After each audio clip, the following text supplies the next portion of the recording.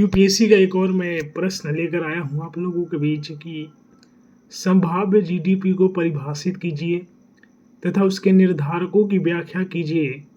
वे कौन से कारक हैं जो भारत को अपने संभाव्य जीडीपी को साकार करने से रोकते रहे हैं।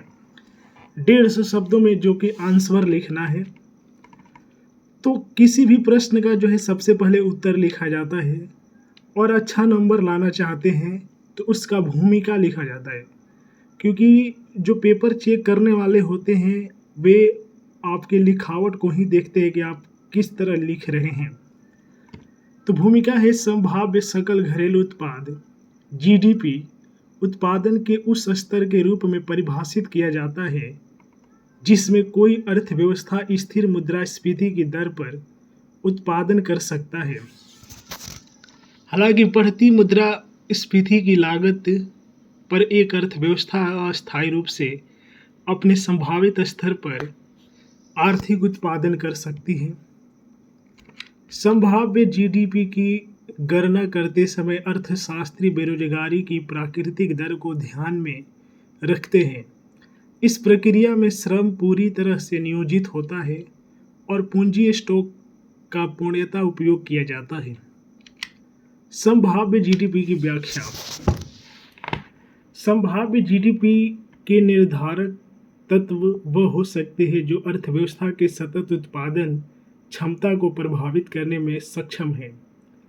मुद्रास्फीति दर सकल घरेलू उत्पाद की दर को तेजी से बढ़ा सकते हैं। एक निश्चित मुद्रास्फीति से संभाव्य जीडीपी को प्रोत्साहन मिलता है। उत्पादन कारक श्रम बल पूंजी स्टॉक भौतिक पूंजी आधारभूत संरचना इत्यादि अर्थव्यवस्था में उत्पादन के कारक हैं।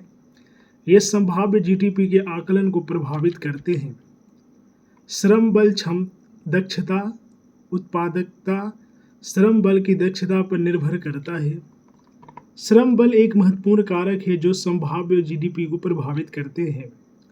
भारत के संदर्भ में संभाव्य जीडीपी के अवरोधक तत्व। कई ऐसे कारक हैं जो भारत की संभाव्य जीडीपी को साकार होने से रोकते हैं।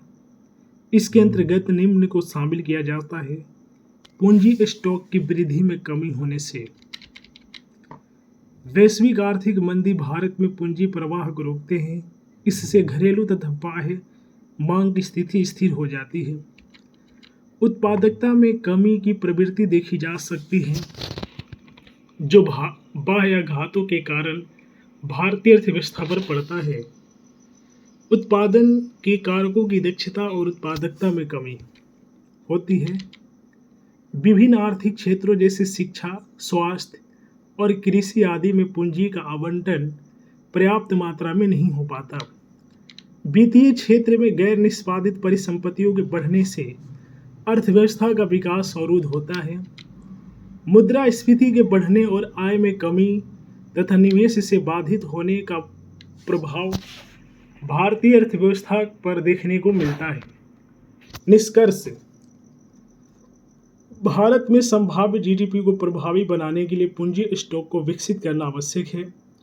इसके लिए प्रवाह उन क्षेत्रों एवं क्षेत्रकों से जहां यह अधिक निवेश के कारण प्रभावी है से हटाकर कम दक्षता वाले क्षेत्र में किया जाना चाहिए।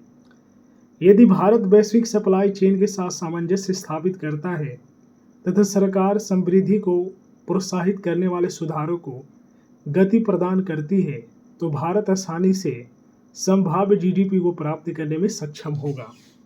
तो ये एक प्रीवियस ईयर है, यूपीएससी का प्रश्न है। ये प्रश्न मैं क्यों दिखा रहा हूँ, इसलिए कि देखिए आप लोग कर रहे हो ये तैयारियाँ ना करें। एक अधिकारी के महत्व को मैं बता रहा हूँ और अधिकारी रियल में जन सेवक होते हैं। आप लोगों को अधिकारी से डरना नहीं चाहिए।